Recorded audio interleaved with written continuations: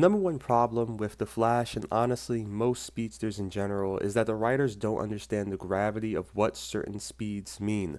Once you make it clear to the audience that a character can run at the speed of light or beyond the speed of light, or can run fast enough to travel backwards in time, it doesn't make any sense to imply that they can be punched by people who are non-speedsters, or that a freeze ray would actually be a problem for them.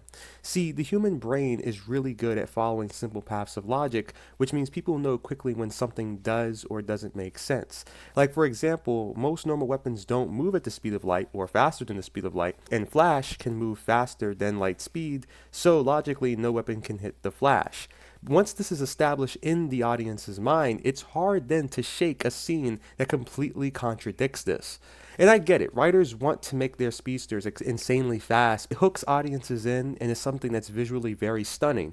But the problem is that it's all too easy to write yourself into a corner where there really is no narrative tension. Flash is so fast that there is nothing that anybody who is non-speedster can do to him. That's why Flash and other speedsters that are similar to him constantly have to get nerfed, because otherwise there is no narrative to be told. If you have a character that can move so fast that they can go backwards in time, or they can move so quickly that they can actually vibrate through solid material, how on earth are you supposed to set up any tension? You can't write a character to be basically a pseudo god, but at the same time treat them like they're Tim Drake. It just doesn't work like that. You have to pick a side. Are we talking about Dash or are we talking about Flash? There's a big difference between the two. So the ultimate solution for all speedsters in my mind is very simple, but fans of the Flash, and I imagine other speedsters, are typically going to hate both variations. One, you have to put actual, real restrictions on their speed. So that means get rid of the silly speed force that cancels out all problems.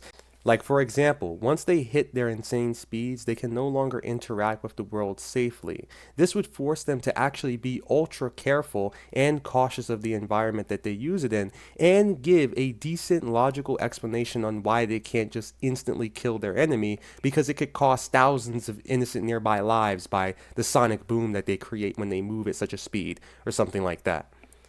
Then the second solution, and honestly this is going to be the one that gets the most hate, is that you just have to make the speedsters subsonic. So reduce their overall speed, give them an upper limit that can't be surpassed.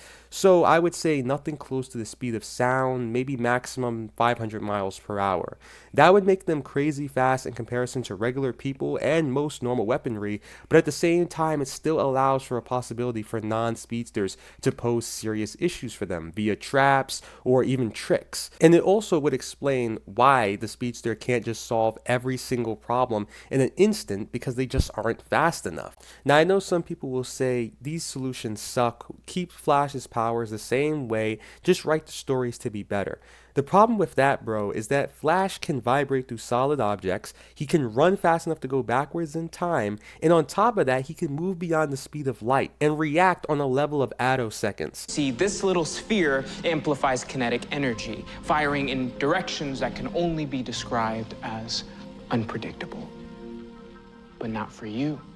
Your enhanced cognition should let you analyze every variable in every scenario and predict the unpredictable. Wall, lamp, pipe, conduit, duct. Now! How on earth is anybody supposed to write a story when they have basically a god among men walking around? There is nothing that you can do to trick the Flash. There is nothing that you can do to try to stop him dead in his tracks. I mean, you don't understand. We're talking about speed that's so fast that you wouldn't even have the chance to comprehend what just happened. From your perspective, it literally would be instantaneous.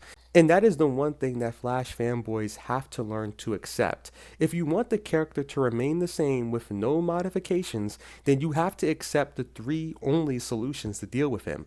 Either his speed has to be completely inconsistent, changing on the fly from episode to episode, or he has to be slowed down literally by everybody because they stand no chance otherwise, or every single threat has to be another copy-paste speedster. People complain that the Flash on the CW sucks because of so many writing problems, but in reality, it's the character that they're working with that's the major issue of the show. Anything that you could say that's wrong with the TV show The Flash is what's wrong with the Flash character himself. But honestly, guys, if you feel differently, if you think that there's a better way to write the Flash while still keeping all of his powers the same, then please let me know in the comments below, because I would love to talk about this further. I honestly don't see how you can do it any other way than what I described here in this video.